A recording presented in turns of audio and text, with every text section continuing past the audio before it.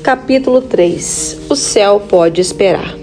Estou cercado pelos dois lados, tendo o desejo de partir e estar com Cristo, o que é incomparavelmente melhor, mas por causa de vocês, é mais necessário que eu continue a viver. Filipenses capítulo 1, versículo 23 e 24. Em novembro de 2013, conheci pessoalmente em São Paulo o pastor Paulo Canuto. Já tinha ouvido falar repetidas vezes a seu respeito e de suas experiências com Deus. Aproximei-me dele depois de ter pregado num evento onde ele também seria um dos oradores. E quando juntávamos, iniciei a conversa com uma observação sobre o prato que ele havia feito para si. Bastante seletivo na escolha do que comer e também na quantidade de comida.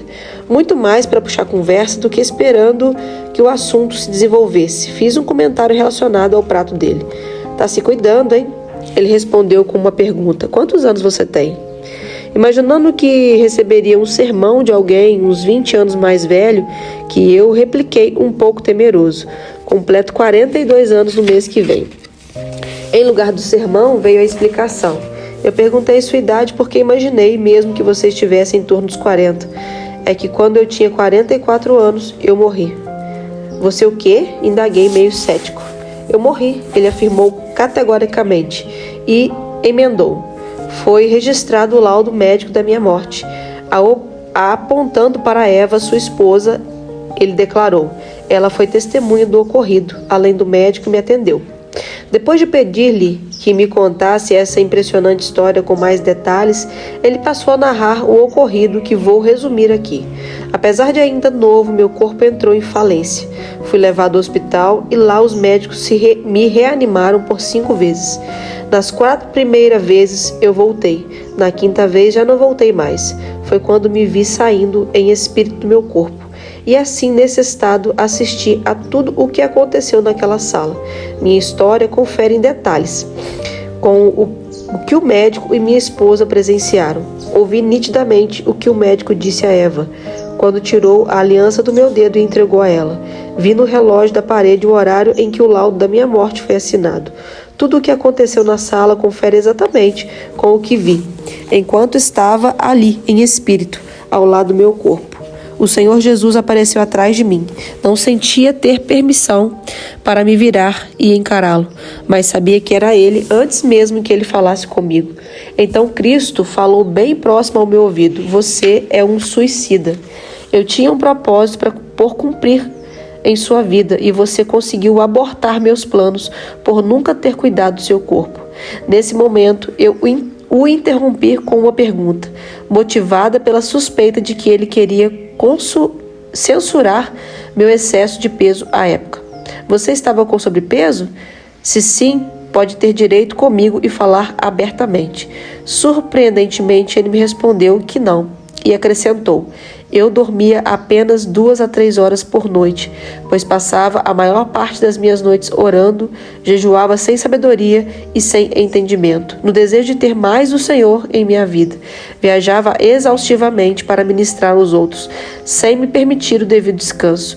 Tudo isso porque achava que essa era a forma correta de viver intensamente para Deus e agradá-lo. Eu estava ouvindo aquilo tudo chocado e chacoalhado, e comentei isso com ele. O pastor Canuto então afirmou, calma que ainda fica pior. Nessa hora eu tive uma visão do que teria sido o meu velório no dia seguinte. Essa é uma coisa muito estranha de se ver, o seu próprio velório. Eu me vi arrumado no caixão, familiares e amigos chorando até que alguém se aproximou do meu corpo e comentou, o Paulo era uma bênção. Por que será que o Senhor o recolheu tão novo? Foi então que Jesus falou novamente comigo. Além de abortar meu plano para a sua vida, sua falta de cuidado com o próprio corpo faz que agora eu seja julgado pelas pessoas. Eu não recolhi você. Foi você que se matou por não ter cuidado devidamente de si mesmo.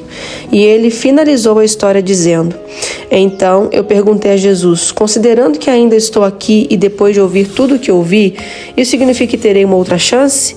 E diante do consentimento do Senhor, ele prometeu: daqui em diante eu prometo que vou me cuidar.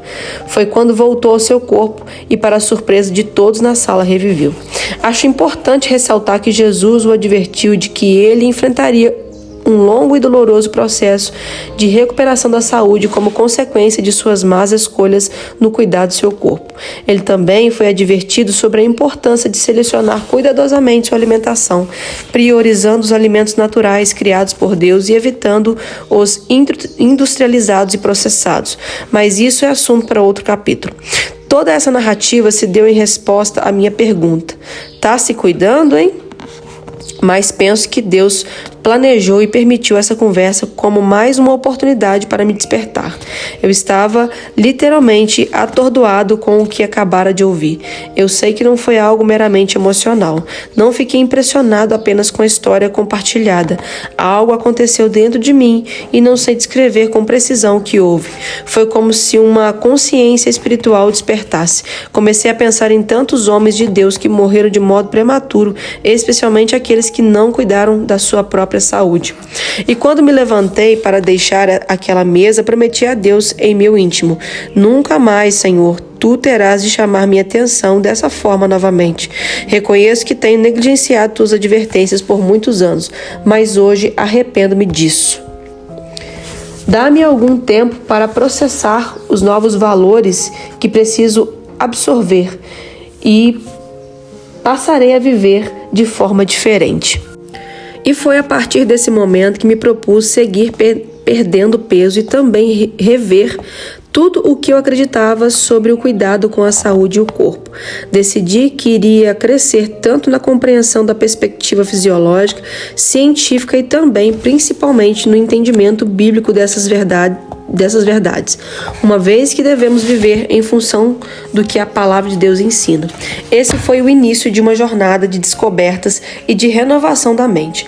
Foi um divisor de águas em minha vida e os que me conhecem e acompanham de perto testificam isso. Um entendimento equivocado nos leva a uma crença equivocada, que por sua vez nos leva a práticas equivocadas. Em contrapartida, o entendimento correto nos leva a uma crença correta, que por sua vez nos leva a práticas corretas. Nosso comportamento negligente com o cuidado do corpo é um dos efeitos colaterais provenientes de crenças erradas. É preciso renovar a mente com valores da palavra de Deus. Somente assim nosso comportamento poderá ser ajustado. Uma das crenças equivocadas que muitos cristãos carregam é a de que nada que façam mudará o plano divino que supostamente lhes foi predeterminado. Acreditam que há uma hora marcada para morrer e que nada, absolutamente nada, pode mudar isso. Assim não conseguem concluir que tenham qualquer responsabilidade por sua longevidade ou falta dela. O que, porém, as Sagradas Escrituras têm a dizer sobre isso? Subtítulo: há um tempo determinado para a nossa morte. É comum ouvir pessoas afirmando, especialmente no contexto de morte e sepultamento de alguém, o conhecido clichê: quando chega a hora de alguém, não há nada que possa mudar isso. Será que é mesmo verdade? Há um tempo predeterminado para a morte de cada um? Não entendo que seja assim. E não digo isso por causa da experiência que compartilhei há pouco, porque nossas convicções de fé não se baseiam em experiências individuais, e sim naquilo que as Sagradas Escrituras dizem. Meu propósito ao contar a experiência do pastor Canuto foi tão somente testemunhar meu despertamento para essas verdades, bem como ilustrar na prática os argumentos bíblicos sobre o assunto que apresentarei neste capítulo. A meu ver, a noção de um determinismo divino e um fatalismo absoluto tem nos prejudicado sobremaneira. Muitas pessoas não se preocupam em cuidar de si mesmas, de sua saúde, porque acreditam que nada do que façam ou venham a fazer pode mudar o dia da sua morte. É verdade que na Bíblia encontramos exemplos de pessoas que Deus recolheu porque assim o quis, como é o caso de Enoque, Gênesis 5, versículo 24.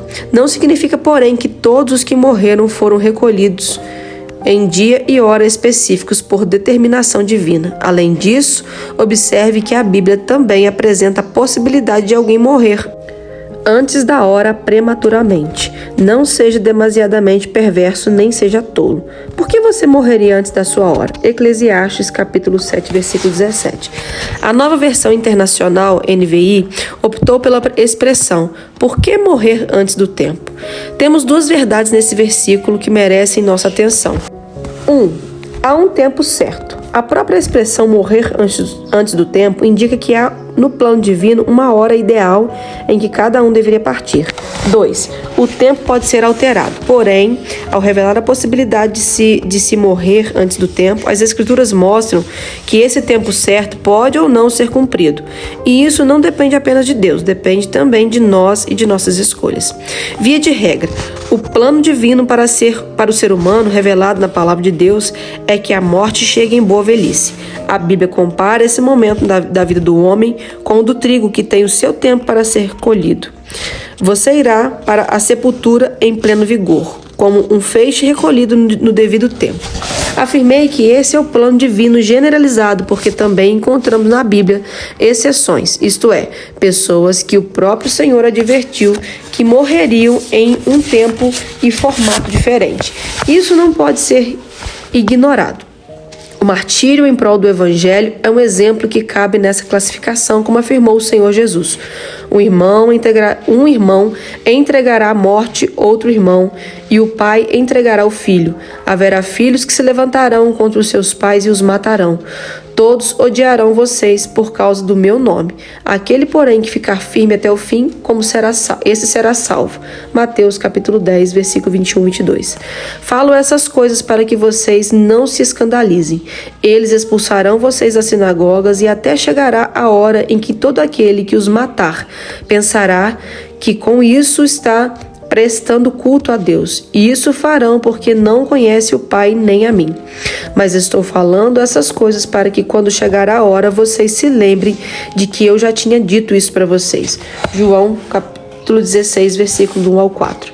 Em João 21, 18 e 19, Jesus comenta sobre o tipo de morte com que Pedro iria glorificar a Deus. Demonstrou assim que o apóstolo seria martirizado e o próprio Pedro reconhece no fim de seus dias a iminência do evento predito por Jesus. Também considero justo, enquanto estou neste tabernáculo, despertar essas lembranças em vocês, certo de que estou prestes a deixar o meu tabernáculo, como efetivamente nosso Senhor Jesus Cristo me revelou. Mas de minha parte me esforçarei ao máximo para que sempre, mesmo depois da minha partida, vocês se lembrem dessas coisas. 2 Pedro, capítulo 1, versículo 13 ao 15. O apóstolo Paulo fez declaração semelhante quanto à sua partida. Quanto a mim, estou sendo já oferecido por libação e o tempo da minha partida é chegado. 2 Timóteo, capítulo 4, versículo 6. Ele sabia que o seu martírio se aproximava e chamou isso de libação, isto é, uma oferta derramada ao Senhor no Antigo Testamento. A libação poderia envolver o derramamento de óleo, Gênesis 35, versículo 14, vinho, Êxodo 29, versículo 40, ou água, 2 Samuel, capítulo 23, versículo 16. E o conceito se aplicava também ao sangue do sacrifício dos animais. Hebreus, capítulo 9, versículo 22. A mesma analogia foi usada pelo apóstolo em sua epístola aos Filipenses. Entretanto, mesmo que eu seja oferecido como libação sobre o sacrifício e serviço da fé que vocês têm, fico contente e me alegro com todos vocês. Filipenses, capítulo 2, versículo 17. Porém, mesmo diante das possibilidades de morte por execução não natural, Paulo demonstra em carta a Timóteo que havia cumprido o propósito divino para a sua vida. Quanto a mim, já estou sendo oferecido por libação, e o tempo da minha partida chegou. Combati o bom combate, completei a carreira e guardei a fé. Desde agora me está guardada a coroa da justiça, que o Senhor, reto juiz, me dará naquele dia. E não somente a mim, mas também a todos os que amam a sua vinda. 2 Timóteo, capítulo 4, versículos 6 ao 8. Há mortes, portanto, que não são naturais e que ainda assim podem glorificar a Deus. Mas é óbvio que os exemplos bíblicos em nenhum momento retratam uma morte por negligência no cuidado do corpo como sendo para a glória de Deus. E ainda vale acrescentar que mesmo sabendo e afirmando que não morreria com uma morte natural, Paulo já estava velho, o que claramente pode ser visto em sua afirmação a Filemão. Prefiro, no entanto, pedir em nome do amor, sendo o que sou, Paulo, o velho e agora também prisioneiro de Cristo Jesus. Filemão, capítulo 1, versículo 9. Ou seja, mesmo na iminência de ser martirizado, Paulo não havia sabotado sua longevidade por meio de negligência no cuidado do corpo. Apresentei essa possibilidade de que alguém morra antes da velhice. Nem sempre é verdadeiro, ou seja, não significa de forma alguma que todos os que estão morrendo antes da velhice estejam partindo por determinação divina. As Sagradas Escrituras advertem repetidas vezes sobre a importância de obedecermos a Deus e comunicam também a consequência dessa obediência que envolve a bênção da longevidade. Por outro lado, as mesmas Escrituras revelam que uma das consequências da desobediência a Deus e seus mandamentos é a possibilidade de diminuir os dias de vida. Em outras palavras, alguém pode viver mais ou menos tempo em virtude de sua própria decisão sobre como viver. Não se trata de uma decisão divina determinando o tempo de vida das pessoas, mas sim uma decisão humana, aumentando ou diminuindo nossos dias. Observe a declaração que o Senhor fez aos israelitas por meio de Moisés. Vejam, hoje eu coloco diante de vocês a vida e o bem, a morte e o mal. Se guardarem o mandamento que hoje lhes ordeno, que amem o Senhor seu Deus, andem nos seus caminhos e guardem os seus mandamentos, os seus estatutos e os seus juízos, então vocês viverão e se multiplicarão. E o Senhor, seu Deus, os abençoará na terra em que estão entrando para dela tomar posse. Mas se o coração de vocês se desviar e não quiserem ouvir, mas forem seduzidos, se inclinarem diante dos outros deuses e os servirem, então hoje lhes declaro que certamente perecerão, não permanecerão muito tempo na terra na qual, passando o Jordão, vocês vão entrar para dela tomar posse. Hoje tomo o céu e a terra por testemunha contra vocês, que lhes propus a vida e a morte, a bênção e a maldição. Escolha, pois, a vida, para que vivam vocês e os seus descendentes, amando o Senhor, seu Deus, dando ouvidos à sua voz e apegando-se a Ele. Pois disso depende a vida e a longevidade de vocês. Escolham a vida para que habitem na terra que o Senhor, sob juramento, prometeu dar aos pais de vocês, a Abraão, Isaque e Jacó. Deuteronômio, capítulo 30, versículo 15 ao 20. O Senhor declarou que viver uma bênção ou maldição dependeria de como os israelitas decidiriam caminhar em obediência ou em desobediência a seus mandamentos. Isso é repetido várias vezes nas Escrituras. Portanto, guardem os seus estatutos e os seus mandamentos que hoje lhes ordeno, para que tudo vá bem com vocês e com os seus filhos depois de vocês, e para que vocês prolonguem os seus dias na terra que o Senhor, seu Deus, lhe está dando para sempre. Deuteronômio, capítulo 4, versículo 40.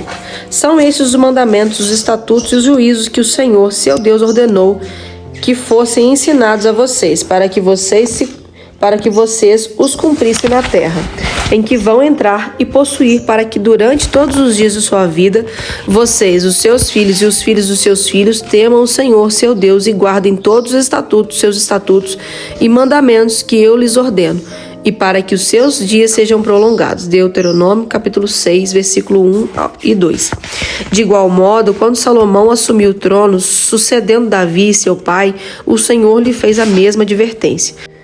Se você andar nos meus caminhos e guardar os meus estatutos e os meus mandamentos, como fez Davi, seu pai, eu prolongarei os seus dias. 1 Reis, capítulo 3, versículo 14.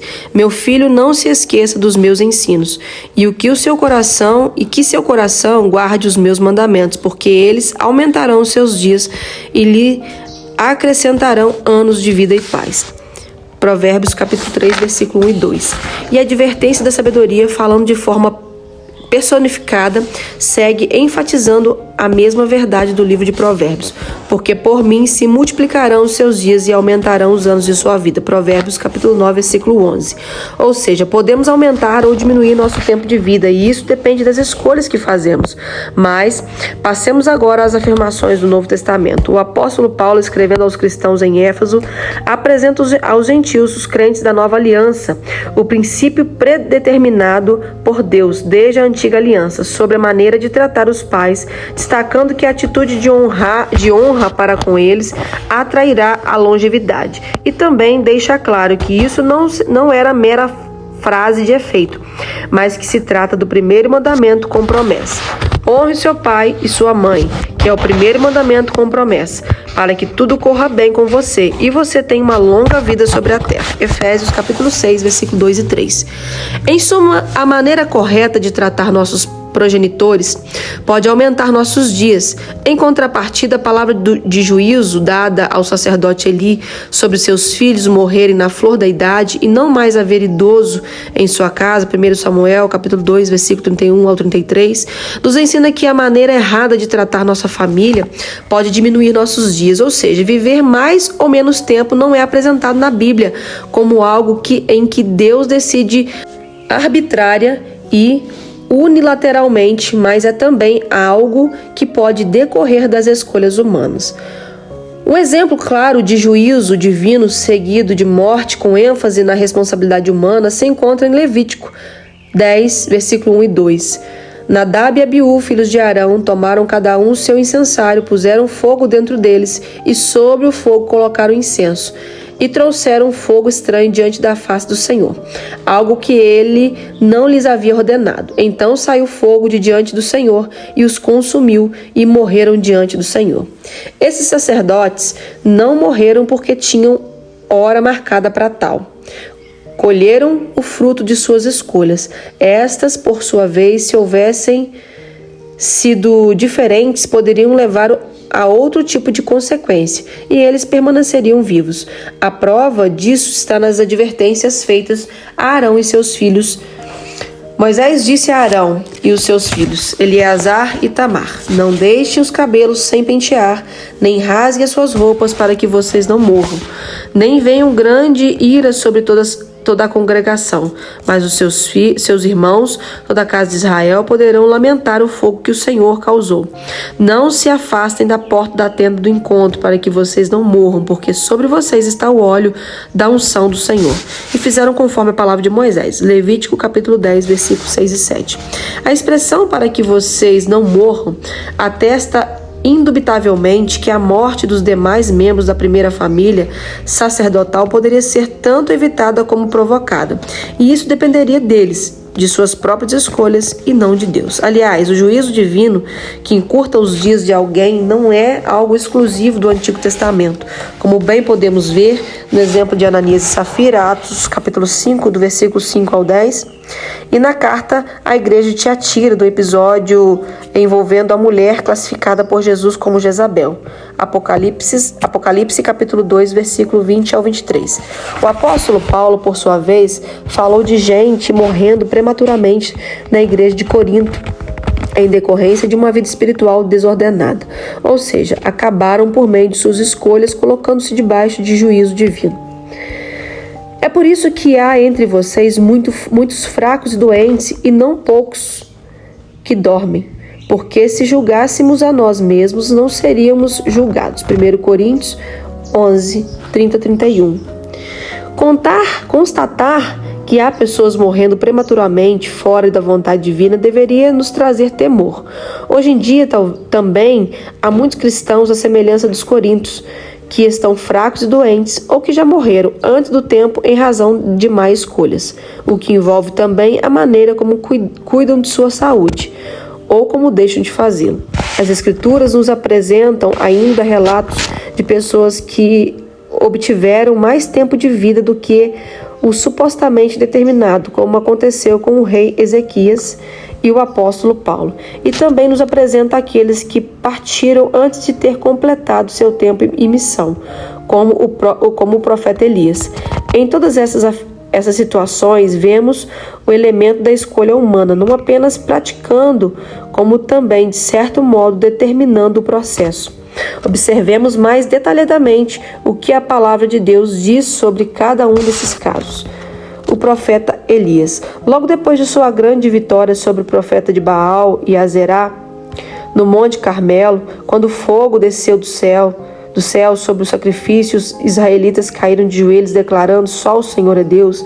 Elias fugiu diante da ameaça de Jezabel, mulher do rei Acabe.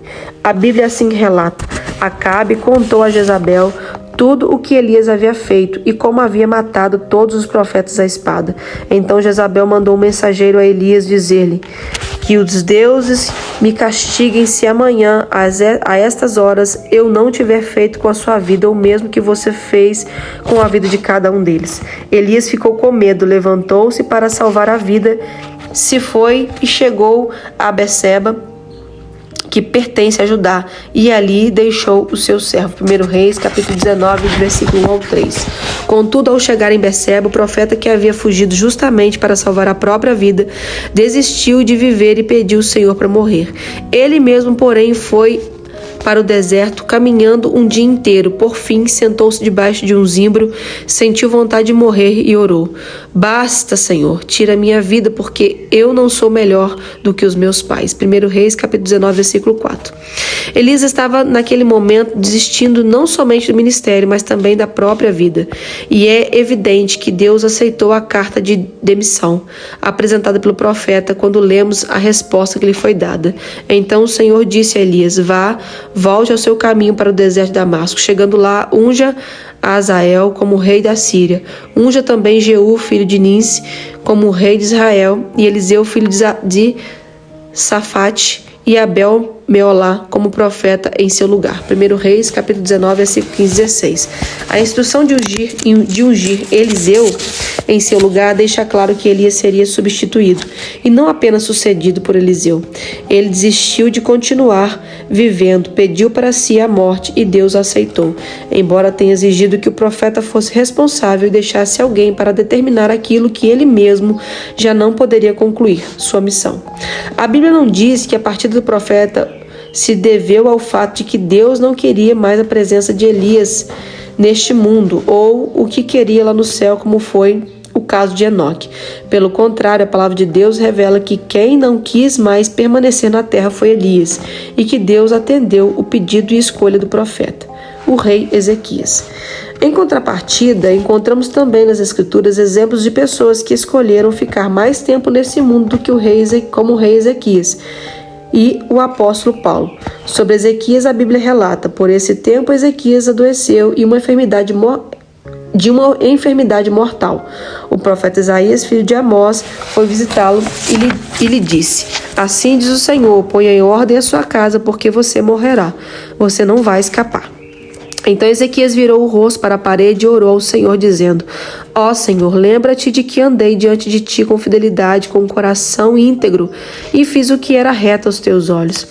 E Ezequias chorou amargamente. Antes que Isaías tivesse saído do pátio central, a palavra do Senhor veio a ele, dizendo: volte e diga a Ezequias, príncipe do meu povo: assim diz o Senhor, o Deus de Davi, seu pai: ouvi a sua oração e vi as tuas lágrimas. Eis que eu vou curá-lo, e ao terceiro dia você subirá à casa do Senhor. Acrescentarei 15 anos à sua vida e livrarei das mãos do rei da Síria tanto você quanto esta cidade. Defenderei essa cidade por amor de mim e por amor a Davi, meu servo. 2 Reis, capítulo 20, versículo 1 ao 6. Esse relato mostra que é possível acrescentar mais dias à nossa vida, além da questão de se obedecer a Deus. Vemos nessa porção das Escrituras que oração e fé também podem ser formas pelas quais se pode prolongar os dias na terra. Cabe ressaltar, porém, que essas não são as únicas formas de obter isso. Além das leis e questões espirituais, também temos as leis e questões naturais. Abordarei isso mais adiante. O apóstolo Paulo. Em sua epístola à igreja de Filipos, Paulo fez uma declaração que também precisa ser levada em consideração. Minha ardente expectativa e esperança é que em nada serei envergonhado, mas que com toda a ousadia, como sempre, também agora, Cristo será engrandecido do meu corpo, quer pela vida, quer pela morte. Porque para mim, o viver é Cristo e o morrer é lucro. Entretanto, se eu continuar vivendo, poderei ainda fazer algum trabalho frutífero. Assim, não sei o que devo escolher. Estou cercado pelos dois lados, tendo o desejo de partir e estar com Cristo, o que é incomparavelmente melhor, mas por causa de vocês, é mais necessário que eu continue a viver. E convencido disso, estou certo de que ficarei e permanecerei com todos vocês para que progridam e tenham alegria na fé. Filipenses capítulo 1, versículo 20 ao 25. Observe que o apóstolo diz estar constrangido diante de uma escolha, e o dilema nos é apresentado pelo apóstolo como se dado entre a decisão de partir e estar com Cristo, morrer ou de permanecer na carne, continuar vivo. Depois de acrescentar seu dilema, ele conclui revelando estar convencido de que permaneceria por mais tempo com os irmãos a fim de dar mais frutos e vê-los progredir. Ou seja, ele concluiu que era mais valioso e estratégico viver um pouco mais nesse mundo, em vez de escolher partir mais cedo, e decidiu ficar. Foi do entendimento dessa afirmação de Paulo que decidi usar como título deste capítulo a expressão "o céu pode esperar". Teremos a eternidade toda para usufruir nosso pleno relacionamento com Deus e as recompensas eternas. Não há necessidade de apressar esse encontro. Pelo contrário, podemos usar com sabedoria a intensidade de nossos dias nesse corpo terreno a fim de dar mais fruto para Deus. Penso que assim como esses exemplos bíblicos, também podemos escolher viver mais ou menos tempo, não somente por causa de oração e fé, mas também pela forma como decidimos tratar nosso corpo enquanto vivemos aqui na Terra. Certa vez ouvi alguém dizer que o cuidado com a saúde pode nos proporcionar não somente mais dias de vida, como também mais vida em nossos dias. O salmista, por inspiração do Espírito Santo, declarou: "Quem de vocês ama a vida e quer longevidade para ver o bem?" Salmos 34, 12. Eu posso simplesmente, porque amo viver e porque quero a longevidade, escolher viver de tal modo que viabilize isso. O versículo posteriormente desse salmo, que aconselho você a ler e nele meditar com calma em outro momento, nos mostram que precisamos viver de forma diferenciada para que isso se torne possível. A lição de Robert Moray M'Cheyne. Em 2013, o pastor Gustavo Bessa, na ocasião em que nos conhecemos, me abordou com franqueza e honestidade, pedindo-me que cuidasse melhor de meu corpo e saúde. Foi aquele tipo de conversa que a princípio me constrangiu, embora depois eu tenha classificado como importante e necessária. Nessa ocasião, ele me perguntou se eu já tinha ouvido falar de Robert, um avivalista escocês. Respondi que sim, e que até tinha a citação de uma frase dele em um dos meus livros. O Gustavo insistiu: "Mas sabe qual é a frase mais conhecida dele? Não tenho certeza se as conheço, então nessa classificação retruquei. Então você não conhece, não saberia exatamente qual é a frase", afirmou. O Gustavo então me apresentou resumidamente a história de Robert Moray M'Cheyne, pastor e pregador escocês do início do século XIX. M'Cheyne se doou ao ministério e chacoalhou sua geração, mas faleceu antes mesmo de completar 30 anos de idade, vítima de uma epidemia de tifo. Em seu leito de morte, ele declarou: "Deus me deu um cavalo e uma mensagem. Eu matei o cavalo e já não posso levar a mensagem." M'Cheyne sentiu essa grande tristeza não apenas pela perda de sua própria vida, mas principalmente pela perda da oportunidade de pregar mais o Evangelho. Infelizmente, muitos mensageiros também seguem matando seu cavalo em nossos dias. Muito do que poderíamos fazer para o Senhor tem sido sabotado por nossa falta de cuidado do corpo. Lembro-me de uma frase que ouvi numa conversa com o Dr. Aldrin Marshall: "Comer errado provavelmente não impedirá de ir para o céu, mas certamente o levará para lá mais depressa." a questão da soberania divina. Apresentei diversos textos que mencionam pessoas cujos dias foram aumentados ou diminuídos por sua própria escolha. Isso se deu não só pela obediência ou desobediência aos mandamentos divinos, pela oração e fé, sem situações específicas, mas também, como demonstrarei nos capítulos posteriores, pela maneira como essas pessoas decidiram cuidar ou não do seu corpo. Essa noção, contudo, choca algumas pessoas por parecer conflitar com aquilo que elas entendem da soberania divina. Algumas acreditam que a soberania divina só pode ser vista onde Deus não dá ao homem o direito de escolha. Mas isso não é verdade, até porque se o Criador só pudesse ser soberano do jeito que nós determinamos e não o dele, o próprio conceito de soberania já estaria minado. Deus é soberano do jeito que Ele mesmo quer. E foi Ele mesmo quem decidiu dar ao ser humano o direito de escolha e a capacidade de determinar aspectos de seu próprio destino. A ideia de que tudo se encontra predeterminado e agendado por Deus para inevitavelmente acontecer depois, porém, entre outras razões, de um entendimento equivocado de alguns textos bíblicos, como, por exemplo, a seguinte afirmação de Davi: os teus olhos viram a minha substância ainda informe, e no teu livro foram escritos os meus dias, cada um deles escrito e determinado quando nem um deles ainda existia. Salmo 139, versículo 16. O fato de que os detalhes de nossa vida, incluindo nosso futuro, estão registrados, não significa que cada um deles foi arbitrária e soberanamente determinado por Deus.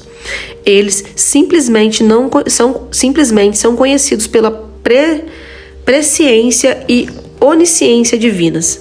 Paulo, escrevendo aos Romanos, fala de Deus declarando o que seria de Jacó e Esaú antes mesmo que tivessem nascido. Romanos capítulo 9, versículo 11 ao 13. O apóstolo diz explicitamente que antes de fazerem o bem ou o mal, a eleição já estava sendo demonstrada. Mas o que é a eleição e como ela se manifesta? Deus decide todo o destino das pessoas sem que elas possam fazer escolhas? Ou será que Deus pode afirmar as coisas antecipadamente porque também conhece previamente as escolhas que elas farão? A Bíblia destaca a eleição conectada com a presciência de Deus. Observe. Pedro, apóstolo de Jesus Cristo, aos eleitos que são forasteiros da diáspora no ponto da Galácia, na Capadócia, na Ásia e na Bitínia, eleitos segundo a presciência de Deus Pai em santificação do Espírito, para a obediência e a aspersão do sangue de Jesus Cristo, que a graça e a paz lhes sejam multiplicadas. 1 Pedro, capítulo 1, versículo 1 e 2. O que o texto sagrado diz é eleito segundo a presciência de Deus Pai. A eleição se baseia no pré-conhecimento divino das escolhas humanas. O ser humano recebeu o livre-arbítrio e é responsável, assim, portanto, por suas escolhas, como também pelas consequências que delas provêm.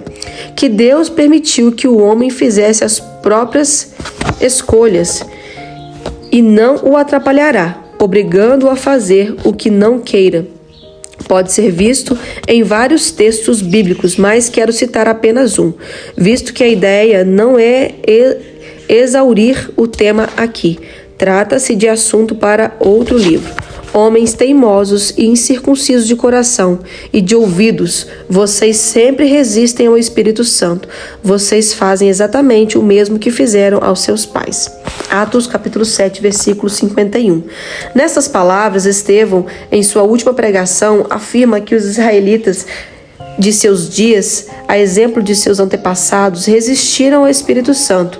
Não o fizeram apenas uma vez ou outra, mas o faziam sempre. Isso significa que o homem pode resistir a Deus? Claro que sim. Não porque sejam mais fortes, tampouco porque Deus não seja soberano. Pelo contrário, foi justamente por causa da escolha soberana de Deus que o homem recebeu seu livre arbítrio, seu direito de escolha. Judas escolheu se matar, Saul também. Qualquer pessoa pode acabar com sua vida antes do tempo. bem como a vida dos outros. Por isso, Deus ordenou ao homem que não matasse. Se isso fosse possível somente por determinação divina, o Criador não precisaria nem mesmo nos proibir de matar alguém. Se tal determinismo fatalístico fosse verdadeiro, então ninguém deveria ser culpado de matar outro, já que não teria sido sua própria escolha tirar a vida de alguém.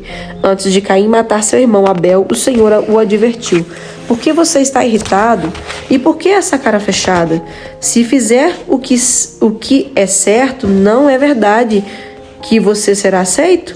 Mas se não fizer o que é certo, eis que o pecado está à porta, à sua espera. O desejo dele será contra você, mas é necessário que você o domine. Gênesis capítulo 4, versículo 6.